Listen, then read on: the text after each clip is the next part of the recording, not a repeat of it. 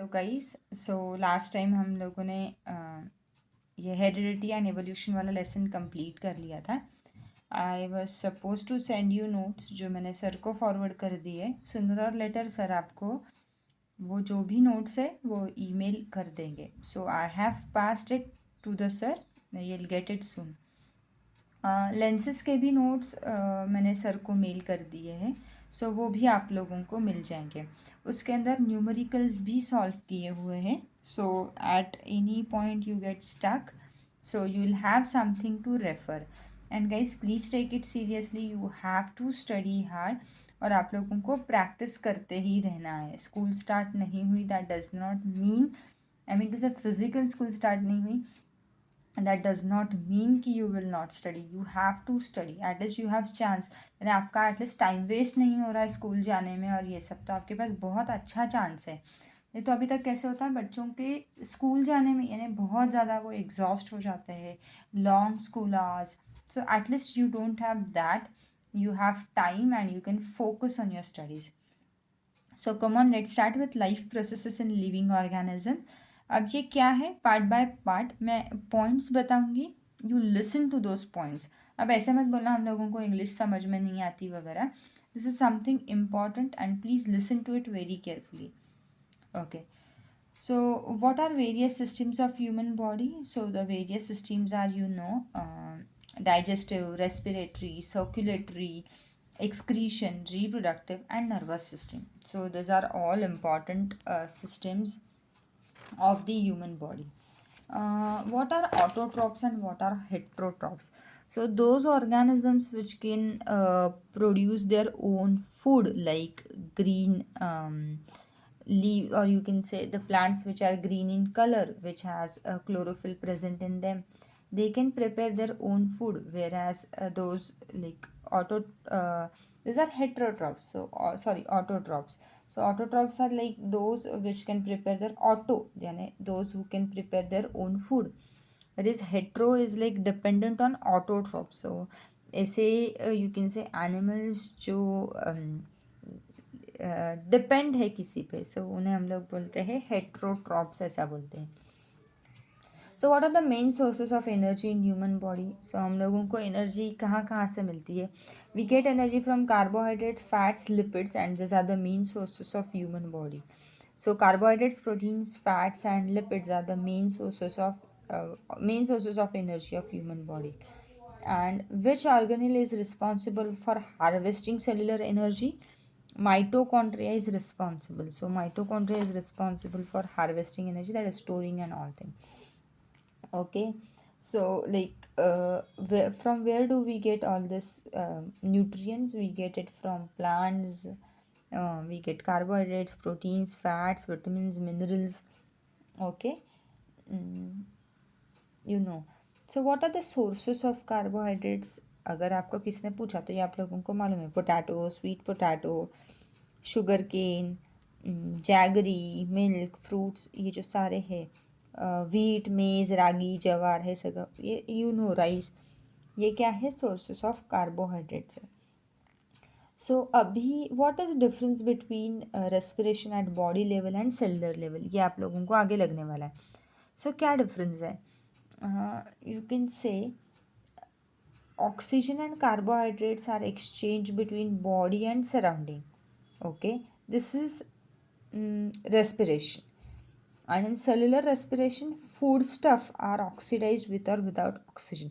Cellular यानी cell level पे, cell जो हमारे बॉडी के है, पेशी, ओके, वो विद और विदाउट ऑक्सीजन अपना फूड स्टाफ यूटिलाइज करेंगे, वो हो जाता है cellular respiration.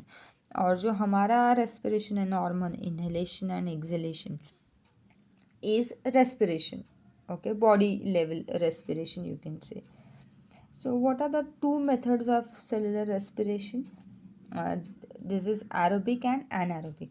Aerobic is in presence of oxygen and anaerobic is in absence of oxygen.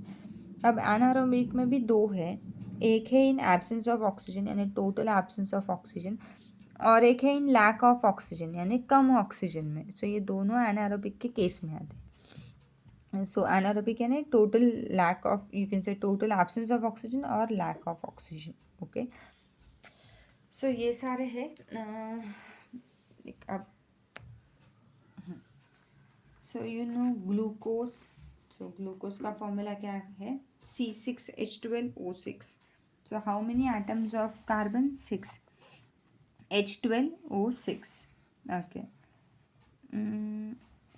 अब what is glycolysis? Now please understand this.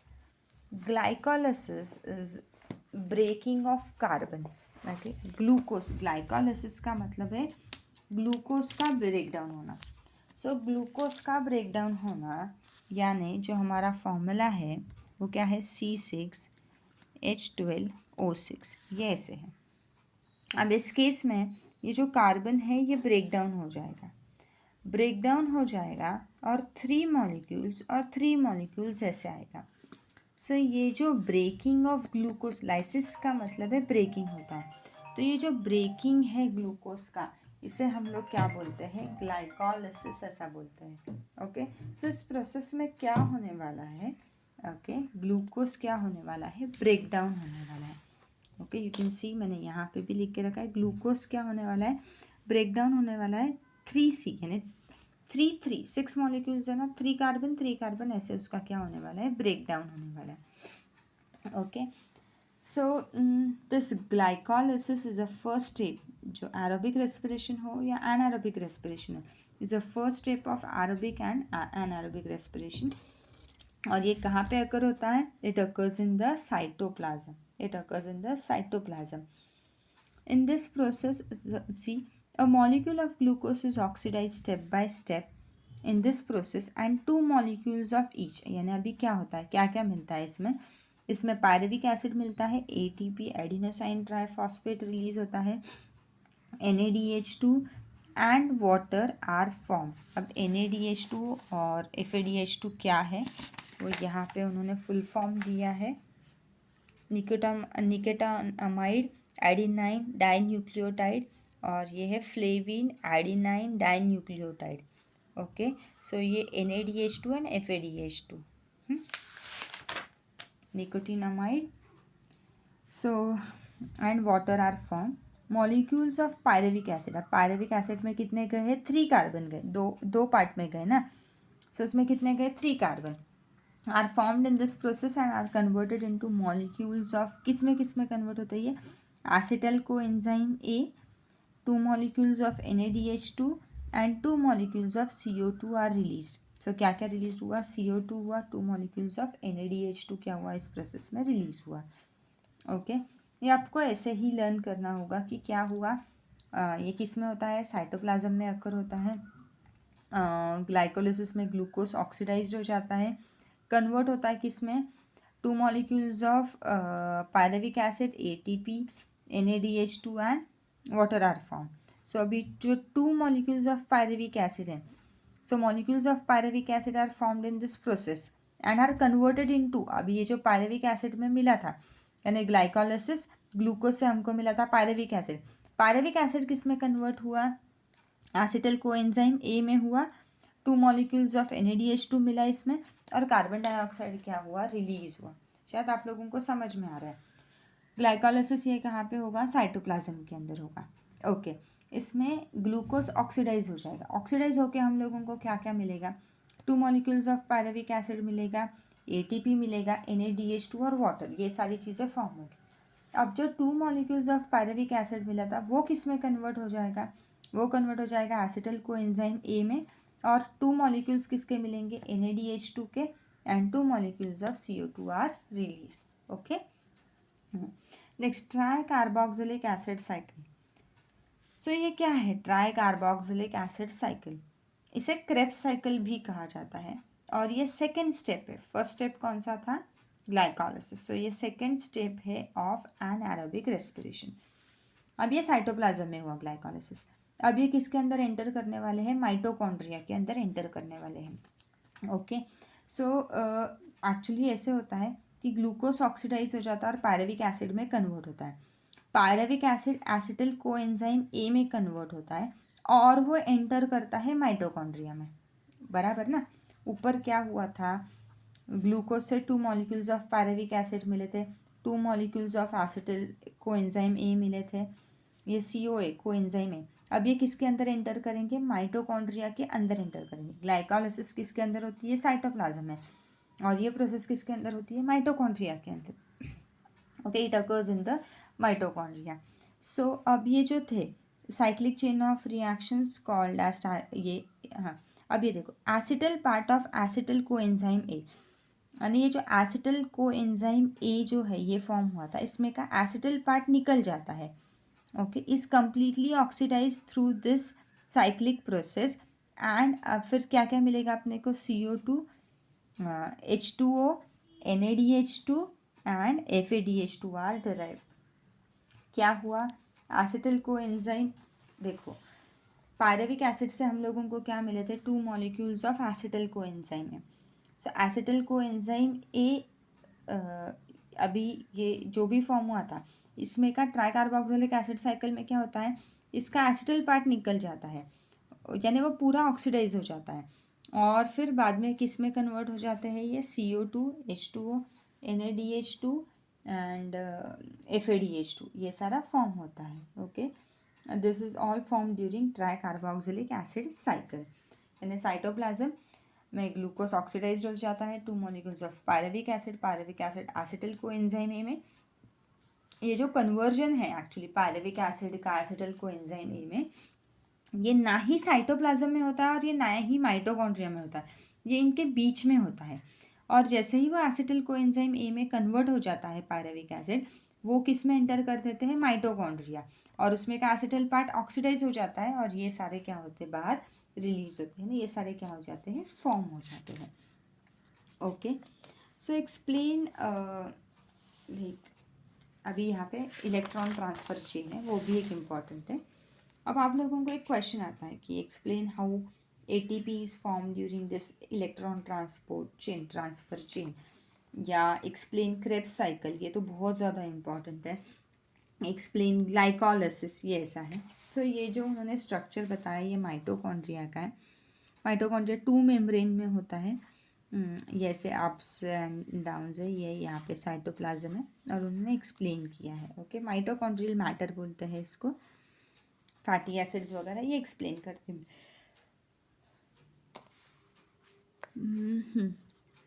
अब उन्होंने ये दिखाया है NADH2 वगैरह का। तो इसमें क्या होता है, मॉलिक्यूल्स ऑफ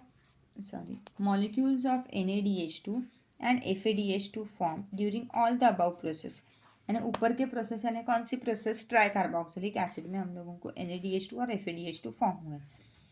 ये दोनों पार्टिसिपेट करते हैं in the electron transfer change.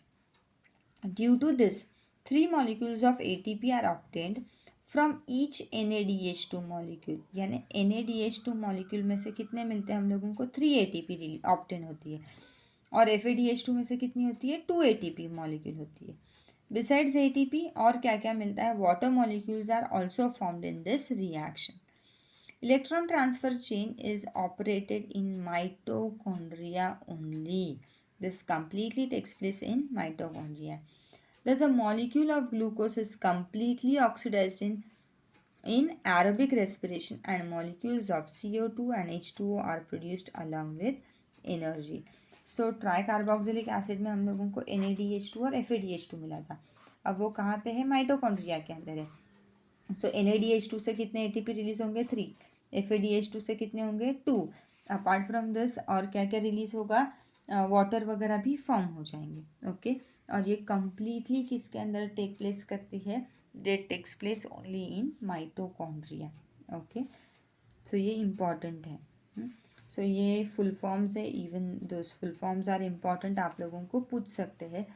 ये फिगर आप लोगों को प्रैक्टिस करनी है, ये पूछी जा सकती है, यानी एक्चुअली पूछी नहीं गई है, जनरली जो पूछा जाता है वो ग्लाइकोलाइसिस या फिर इलेक्ट्रॉन ट्रांसफर चेन या क्रेब्स साइकिल, या जिसे हम लोग ट्राइकार्बोक्सिलिक एसिड साइकिल भी बोलते हैं। ओके, सो अब आप लोगों को एक नॉर्मल जनरल इंफॉर्मेशन, ATP जो है, ये ATP is made up of nitrogenous compound यानी जिसे हम लोग एडिनाइन बोलते हैं, आप लोगों को याद है। सो ये लेसन में हुआ एडिनाइन, ग्वाइनाइन वगैरह। सो एडिनाइन पेंटोस शुगर यानी राइबोस वगैरह है, इससे बना है। एंड 3 फॉस्फेट ग्रुप से ये बना हुआ है ATP। सो ये एक एनर्जी रिच मॉलिक्यूल है। आपको धीरे धीरे धीरे धीरे समझ में आएगा कि क्या है। ओके, सो ये एक एडिनोसाइन ट्राइफॉस्फेट ATP हम लोग जिसे बोलते हैं। So is stored in the bonds, you can say, that join phosphate groups in ATP. So ये कहाँ पे है, which you can say stored in the bonds by which phosphate groups are attached to each other. यानी अब यहाँ पे देखो, सो adenine ribose हम लोग बोलते हैं, जैसे बॉन्ड से क्या होते हैं, ज्वाइन होते हैं। So ATP is like a triphosphate molecule formed adenosine ribonucleoside. It contains a nitrogenous compound adenine, pentose sugar ribose, pentose sugar कौन सी, ribose, and 3 phosphate groups. As per the need, energy is derived by breaking the phosphate bonds of ATP. Hence ATP is called as energy currency of the cell. क्यों? क्योंकि उसको जब भी चाहिए तब वो क्या करता है, अपने पास फॉस्फेट बॉन्ड को ब्रेक कर देता है और उसमें से क्या करता है, एनर्जी ले लेता है। You can see. सो ये फॉस्फेट बॉन्ड है, जब उसको चाहिए तो ये क्या करता है, एनर्जी ब्रेक कर देता है। ओके, सो ये ऐसा कर देता है। सो इसे क्या बोलते हैं, energy currency of the cell. Give reason आ सकता है कि why ATP called as energy currency of the cell. ये क्या करता है, जब भी इसको चाहिए तो फॉस्फेट बॉन्ड क्या कर देता है, ब्रेक कर देता है। Hence it is called as, इसके लिए ये पूरा वाला पार्ट आएगा। Hence it is called as energy currency of the cell. Okay, अब ये वाला पढ़ते हैं।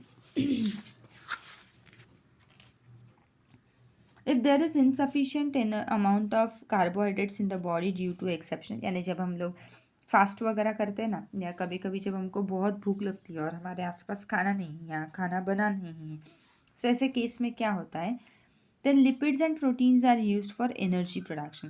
तो अब हमारे पास, जब हमारा फास्ट है या कुछ है, तो अब हमारे पास कार्बोहाइड्रेट्स नहीं है, तब हमारी बॉडी क्या यूज़ करती है, लिपिड्स एंड क्या यूज़ करती है, प्रोटीन्स यूज़ करती है। In case of lipids they are converted into fatty acids. तो लिपिड्स किस में कन्वर्ट होते हैं, फैटी एसिड्स में, और प्रोटीन्स किस में कन्वर्ट होते हैं, अमाइनो एसिड्स में कन्वर्ट होते हैं। Fatty acids and amino acids are converted into acetyl coenzyme A and energy is obtain. अभी देखो क्या है, एनर्जी तो लगने ही वाली है। सो कार्बोहाइड्रेट्स नहीं है, कार्बोहाइड्रेट्स नहीं है यानी ग्लूकोज नहीं है। सो ग्लूकोज नहीं है तो फिर ये ग्लूकोज नहीं है तो ग्लाइकोलाइसिस तो नहीं होगा। तो फिर वो जो फैट्स यानी लिपिड्स और प्रोटीन्स जो है वही किस में कन्वर्ट कर देते हैं, यानी अमीनो एसिड्स और फैटी एसिड्स में कन्वर्ट हो जाते हैं। और वही fatty acids and amino acids are converted into acetyl coenzyme है, और फर्दर साइकिल वही होती है, और फिर उसका ऑक्सीडेशन होता है वो क्रेब्स साइकिल से, and that takes place in mitochondria. शायद आपको समझ में आया मुझे क्या बोलना है। ये नॉर्मल प्रोसेस है अपनी, यानी ग्लाइकोलाइसिस होना, ग्लूकोज ऑक्सीडाइज हो जाएगा, उसमें पायरेविक एसिड के 2 मॉलिक्यूल्स मिलेंगे, वो फिर एसिटिल कोएंजाइम ए में कन्वर्ट होंगे, एसिटिल कोएंजाइम ए में का एसिटिल पार्ट निकल जाएगा, CO2 H2 और ये सब मिलेगा। ओके, ये पार्ट है। लेकिन सपोज अब बॉडी के पास ग्लूकोज है ही नहीं, यानी ग्लूकोज कब मिलता है, जब हम कार्बोहाइड्रेट्स खाएंगे। सो अब हमने कार्बोहाइड्रेट्स खाया ही नहीं, आज से मैंने 6-7 घंटे से कुछ खाया ही नहीं है, मुझे बहुत भूख लगी या मेरा फास्ट है, ऐसा कुछ भी है। सो ऐसे केस में बॉडी के पास जो प्रोटीन्स और फैट्स होते हैं वो क्या करते हैं, वो प्रोटीन्स को अमाइनो एसिड्स में कन्वर्ट कर देते हैं और फैट्स को फैटी एसिड्स में कन्वर्ट कर देते हैं। तो ये जो फैटी एसिड्स और अमाइनो एसिड्स है ये दोनों किस में कन्वर्ट हो जाते हैं, एसिटिल कोएंजाइम में, यानी ये वाला पार्ट नहीं होगा उस प्रोसेस में, लेकिन एसिटिल कोएंजाइम ए में हो गया, माइटोकॉन्ड्रिया में एंटर कर दिया, फिर बाकी की जो है ट्राइकार्बोक्सिलिक एसिड और इलेक्ट्रॉन ट्रांसफर चेन ये नॉर्मल होने वाली है। तो ऐसे केस में सिर्फ कौन सी एक स्टेप नहीं होने वाली है, और वो है ग्लाइकोलाइसिस नहीं होने वाली है। Okay, hope you are getting. ये जो अभी हमने पार्ट डिस्कस किया इसमें से बहुत कुछ दो मार्क के लिए पूछा जा सकता है। नेक्स्ट सेशन में हम लोग जो डिस्कस करेंगे इवन वो इम्पॉर्टेंट है, वो हॉट्स के पॉइंट ऑफ व्यू से और ऐसे ही complete the chart point of view से इम्पॉर्टेंट है। सो ये हम लोग नेक्स्ट सेशन में डिस्कस करेंगे। As of now will stop. Okay, आप लोगों को ये सारे पॉइंट्स रीड करने हैं। बहुत बच्चे ऐसा बोलते हैं हमको कुछ होमवर्क नहीं है वगैरह। होमवर्क नहीं है इन द सेंस आप लोगों को ये वापस रीड करना है, डायग्राम की प्रैक्टिस करनी ही करनी है, और पॉसिबल हो तो लर्न करो और बिना देखे उनको लिख के निकालने की कोशिश करो। अब मैं तो हूँ नहीं सामने चिल्लाने को या ऐसे कुछ, सो ये आपको खुद को ही थोड़ा करना होगा, और it is all up to you कि how much you can do it. आप जितना खुद कर पाओगे that will be very useful to you. Okay guys, so bye, we'll stop here, take care.